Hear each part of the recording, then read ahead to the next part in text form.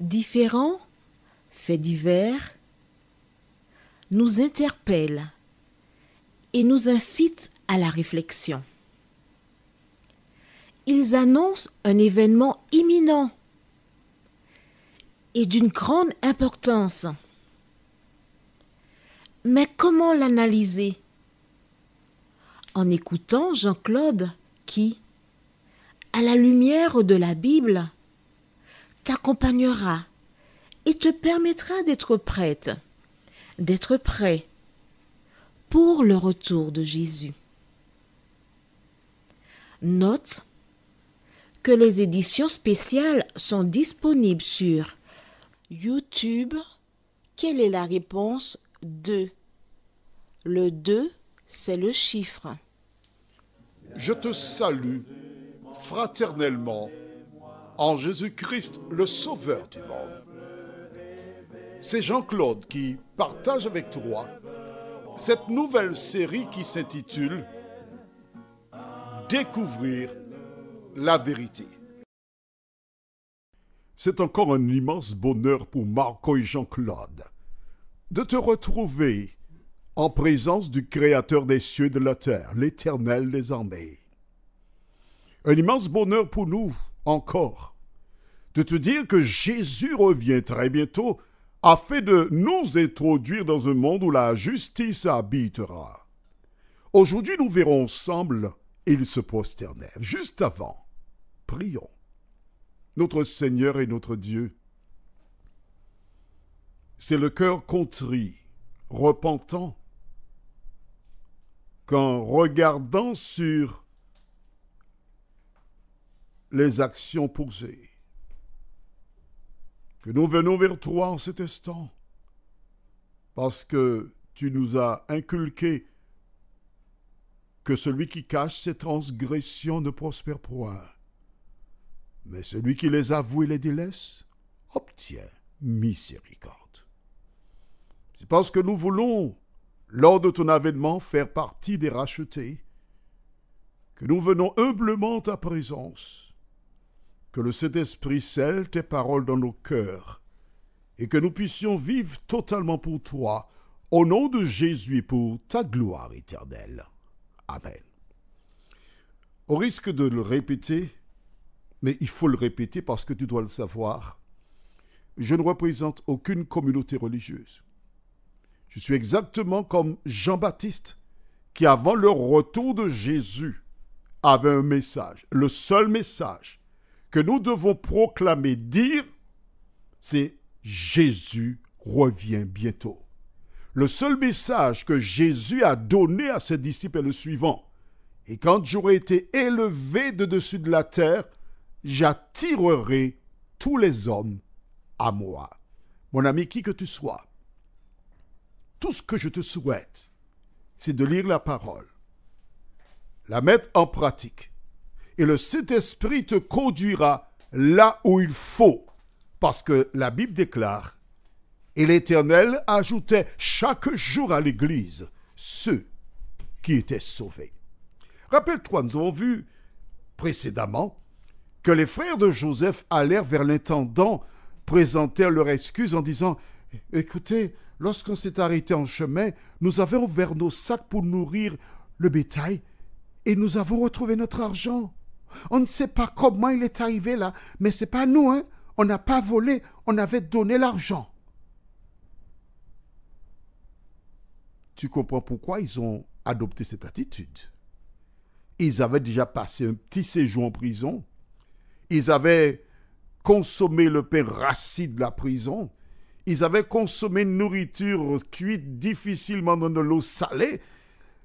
Et Siméon était en prison depuis un moment. Il ne voulait pas retourner en prison. Alors, ils ont commencé par dire, c'est pas nous, on a trouvé l'argent, on ne sait pas qui a mis. Mais l'intendant les a rassurés en disant, mais non, l'autre argent est bien là, c'est votre Dieu qui a fait quelque chose pour nous. Ah, mais d'accord, hein? Mais ils sont chez Joseph. Alors, nous lisons aujourd'hui les versets 23-26. L'intendant répondit, que la paix soit avec vous. Ne craignez rien, c'est votre Dieu, le Dieu de votre Père, qui vous a donné un trésor dans vos sacs. Votre argent m'est parvenu, et il leur amena Siméon. Cet homme les fit entrer dans la maison de Joseph. Il leur donna de l'eau et ils se lavèrent les pieds. Il donna aussi du fourrage à leurs ânes. Ils préparèrent leurs présents en attendant que Joseph vienne à midi, car on les avait informés qu'il mangerait chez lui. Quand Joseph fut arrivé à la maison, ils lui offrirent le présent qu'ils avaient apporté et ils se prosternèrent en terre devant lui. Waouh! Voici ces hommes qui arrivent chez Joseph. Ces hommes qui ignorent qui est Joseph. Ces hommes qui ont une certaine crainte parce que ce Joseph-là, il a fait jeter en prison leur frère Siméon. Jusqu'à ce qu'il revienne, Siméon n'était pas au Club Med. Siméon était tout simplement en prison. Il attendait qu'il revienne. Toi et moi, nous sommes sur cette terre en prison. Oui, parce que ce monde ne correspond pas au style de vie de celles et ceux qui aiment Jésus, de celles et ceux qui attendent le retour de Jésus, de celles et ceux qui aspirent à vivre sur une terre nouvelle où la justice habitera. Et nous attendons non pas la venue des frères, mais nous attendons la venue du Sauveur du monde, Jésus de Nazareth. Ils attendirent donc jusqu'à midi. Et que s'est-il passé à midi? Joseph est arrivé. Bien sûr, on leur a donné de l'eau, ils ont lavé leurs pieds, ils ont attendu, et pendant qu'ils étaient présents, Siméon a raconté la vie en prison. Comment il y avait des personnes qui injuriaient, des personnes qui avaient une attitude désagréable. Et alors, les frères de Joseph écoutaient avec beaucoup d'attention. Et certainement que Siméon a achevé son propos en disant « Ah, vous l'avez échappé, belle, je vous assure, aller en prison en Égypte, c'est pas une affaire facile. Hein? » Et à 12 heures, qu'est-ce qui s'est passé? La Bible déclare que Joseph arriva. Oh, ils prirent tous les cadeaux qu'ils avaient déjà préparés pour offrir et ils se prosternèrent devant lui. Mon ami, qui que tu sois, je t'invite à lire la parole de Dieu. Le 31 décembre 2023, 1 heure avant le coucher du soleil, parce que la Bible déclare, il y eut un soir et il y eut un matin, ce fut le premier jour et ainsi de suite pendant les 6 jours de la semaine. Donc le 31 décembre, avant le coucher du soleil, 1 heure avant, j'ai pris ma Bible. La Bible, c'est la version Bible en nous qu'une amie m'a offert. Elle m'a offert cet ouvrage et j'ai commencé à le lire. Et j'ai lu la totalité, j'ai battu mon record, merci Seigneur. J'ai achevé de lire la Bible dans sa totalité, sauf les livres qu'on appelle apocryphes, le 30 janvier, moins de mois. Pourquoi je t'en parle? C'est pas pour me vanter, mais non.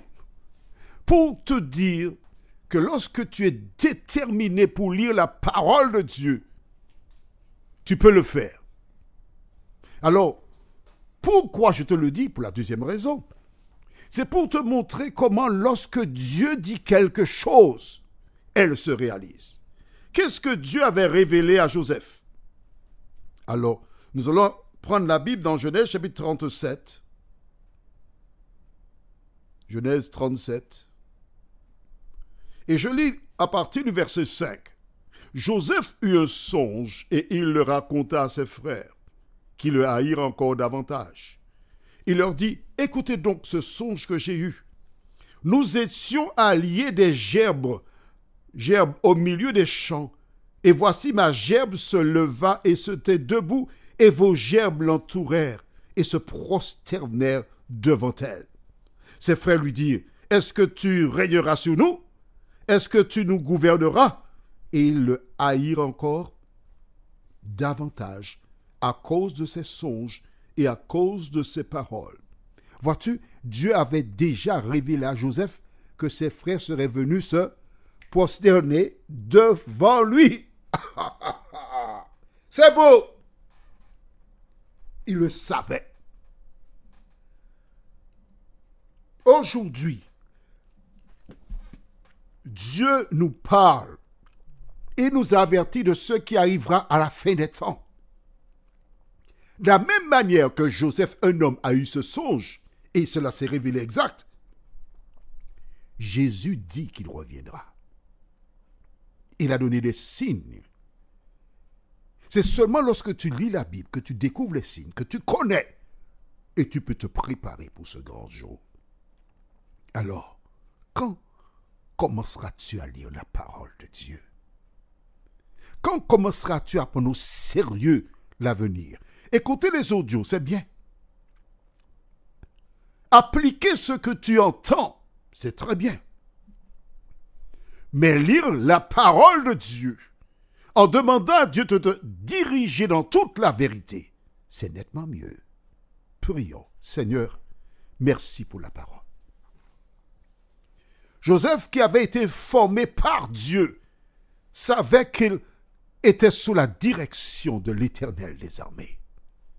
C'est seulement lorsque nous lisons la Bible que nous pouvons te connaître, Seigneur. Seulement lorsque nous lisons la Bible que nous pouvons savoir ce que tu attends de nous. Permets que chacun, nous puissions comprendre que l'heure est venue pour lire la Bible. L'heure est venue pour ouvrir nos cœurs afin que le Saint-Esprit y habite.